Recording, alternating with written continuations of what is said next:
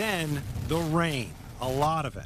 Then for these folks in Canandaigua, the wind. Wind that flattened fences, toppled trees, snapped poles, power out at points along Route 96, through Victor and up to Bushnell's Basin. But for others, it was the hail that packed the biggest punch.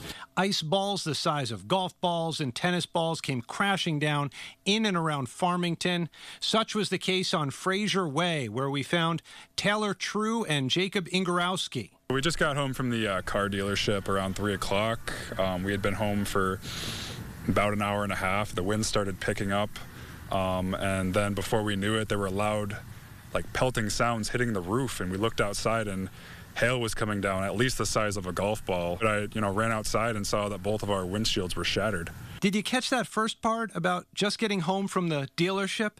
Yeah. Taylor bought and pulled her new ride out of the lot and parked it outside her home literally 2 hours before the storm parked itself over her street. My car was brand new as of 2 hours ago, so gonna have to put in an insurance claim on that one.